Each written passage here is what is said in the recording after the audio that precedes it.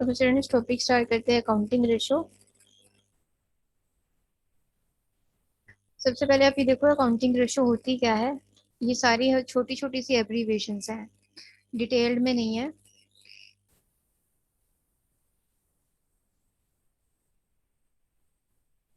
क्योंकि डिटेल में आपको इसका प्रैक्टिकल पार्ट है और बाकी चीज़ों की आपको डेफिनेशंस मिल जाएंगी। रेशो क्या है? एक arithmetical expression of relationship between two related of interdependent terms. किन्हीं भी दो चीज़ों का आपस में जो रिलेशनशिप है वो थ्रू रेशो हम एक्सप्रेस करते हैं, through accounting, through accounting number. तो वॉइस इशू है, चेक कर लेते हैं, एक मिनट।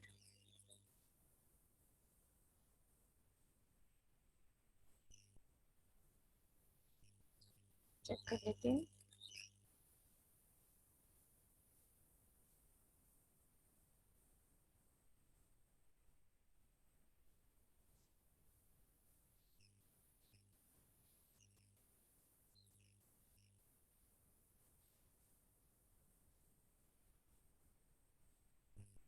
रेशो बेसिकली क्या, आपका जो दो नंबर्स, दो एंटिटीज के बीच में एक रिलेशनशिप बताता है through numbers.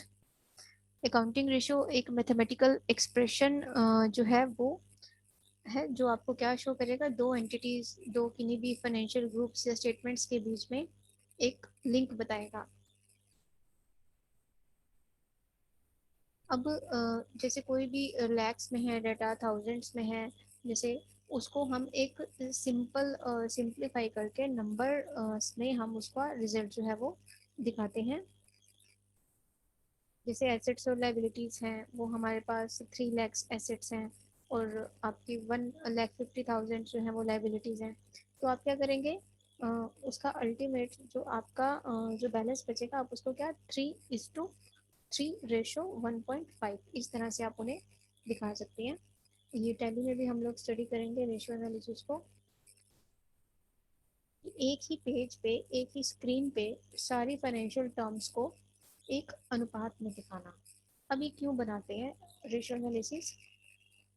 To know the areas of enterprises which need more attention, know the potential areas which can be improved, or comparative analysis and budgeting and forecasting, and to provide analysis of liquidity, solvency, activity, profitability, and useful for making estimates and preparing plans for future।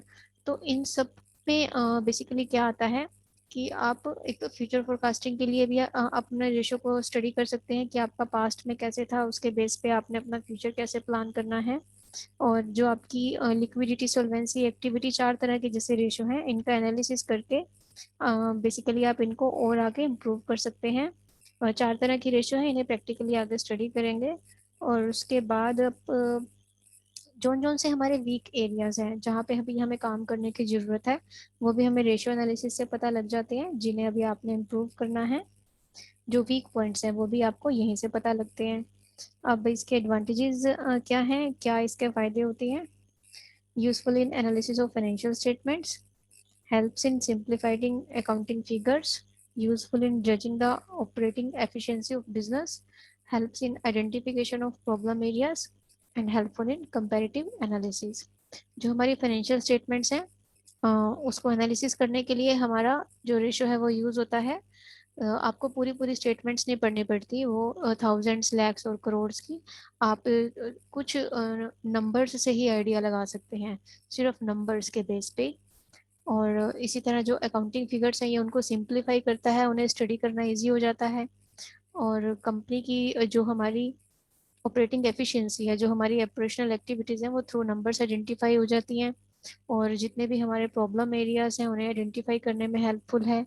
जितनी हमारी comparative studies हैं, जैसे पिछले साल की ratio और इस साल की रेशो, वो भी सारे फाइनेंशियल स्टेटमेंट्स को हम थ्रू रेशो एनालिसिस या कंपेयर कर सकते हैं, और जो हमारे वीक पॉइंट्स हैं फिर आगे उसके ऊपर काम कर सकते हैं। इसके बाद इसकी क्या कमियां हैं, लिमिटेशंस क्या हैं? Accounting ratio ignores qualitative factors, absence of universally accepted terminology, and ratios are affected by window dressing, effects of inherent limitations of accounting, misleading results in absence of absolute data, price level changes ignored, affected by personal bias and ability of the analyst। अब सबसे पहले क्या आता है कि जितने भी हमारी क्वांटिटेटिव टर्म्स हैं सारी वही कंसीडर करेंगे, क्वालिटीज को हम इसमें लेके नहीं चलते, क्योंकि जो चीज़ें हमारी नंबर्स में मेजर होती हैं सिर्फ उन्हीं को ही हमें आगे देखना होता है जो नंबर्स में मेजर होती हैं। और इसमें थोड़ा सा आपको शो भी करना पड़ता है, जैसे कि अगर आपको कंपनी को लॉन्ग टर्म के लिए चलाना है, आप लॉसेस में दिखाएंगे तो आपके एम्प्लॉयज छोड़ के चले जाएंगे, आपके अच्छे क्लाइंट्स नहीं बनेंगे। तो थोड़ा इसमें विंडो ड्रेसिंग भी रहता है, आपको शो ऑफ करना पड़ता है, कुछ फिगर्स आप एक्यूरेट के साथ नहीं दिखाते, थोड़ा सा उसमें आप दूसरी फिगर्स ऐड ऑन करके दिखाते हैं कि एक्चुअल में डाटा हो रहा है लेकिन दिखा कुछ और रहे हैं। जो प्राइस लेवल चेंजेस होते रहते हैं उनको इग्नोर करके चलते हैं कि जैसे पिछले साल इतने थे, अगर आप इस साल अगर मान लो प्राइसेस चेंज होते हैं किसी भी चीज़ के, तो आप उनके ऊपर ज़्यादा ध्यान ना देके उस रेशो को एज इट इज़ उसी फॉर्मूला और उसी मेथड से चला के चलती हैं। तो इस तरह से काफ़ी चीज़ें हैं जो हमारी प्रैक्टिकल मैनर में, जो रियलिस्टिक मैनर में होती हैं, उन्हें इग्नोर करके हम इसे लेके चलते हैं। उसके बाद कितनी तरह की होती हैं अकाउंटिंग रेशोज।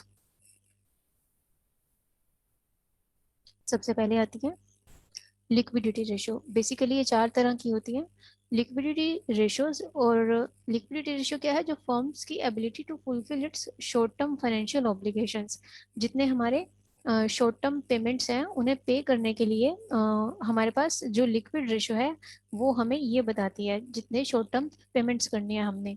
अब इसमें कौन कौन सी आती है, जैसे करंट रेशो या वर्किंग कैपिटल रेशो। अब ये जो करंट रेशो या वर्किंग कैपिटल रेशो होती है दोनों एक ही हैं। ये क्या बताती है, करंट एसेट्स और करंट लायबिलिटीज के बीच में रिलेशनशिप एस्टेब्लिश करती हैं। And it is use to assess the short term financial position of business. Business की शॉर्ट टर्म फाइनेंशियल पोजीशन को ये बताता है। इसकी जो करंट आइडियल रेशो है वो 2:1 होती है। और इसका फॉर्मूला है current assets divide by current liabilities. अब करंट एसेट्स में कौन कौन सी आती है और करंट लायबिलिटीज में कौन कौन सी आती है उनकी लिस्ट है हमारे पास। करंट एसेट्स में आपके पास ये सारी आएंगी, inventories, trade receivable, cash and cash equivalents. Equivalents में जैसे cash at bank, cheques, drafts, और short term loan and advance जो हमने अभी रिसीव करने हैं, और या प्रीपेड एक्सपेंस, इंटरेस्ट रिसीवेबल। तो इस तरह से हमारे पास ये करंट लायबिलिटीज की भी लिस्ट है जिसमें शॉर्ट टर्म बोरोइंग्स हैं, ट्रेड पेबल्स हैं, bills payable, sundry creditors, other current liabilities. तो ये सारी अदर करंट लायबिलिटीज में भी आप देखिए ब्रैकेट में बहुत सारे एग्जांपल्स हैं, जैसे current मैच्योरिटीज of long term debts, interest accrued but not due on borrowings, interest accrued and due on borrowings, outstanding expense, unclaim dividend, calls in advance, और शॉर्ट टर्म प्रोविजंस। उसके बाद लिक्विडिटी रेशो में second आती है quick ratio. इसे liquid ratio या acid test ratio भी कहते हैं। इसकी जो आइडियल रेशो है वो 1:1 कंसिडर होती है। और इसका फॉर्मूला है लिक्विड एसिड्स या quick acids divide by current liabilities. इस रेशो से आगे हम कंटिन्यू करेंगे नेक्स्ट क्लास में। पहले अभी आप इतना करके देखें। जब ये हमारा थ्योरेटिकल पार्ट रेशो का कंप्लीट हो जाएगा इसका पीडीएफ आपको मैं ग्रुप में सेंड कर दूंगी। मुझे पता है इसके आपने प्रैक्टिकल क्वेश्चंस कर रखे हैं, लेकिन इस ग्रुप में और भी स्टूडेंट्स हैं जिन्होंने अभी स्टार्ट भी नहीं किया।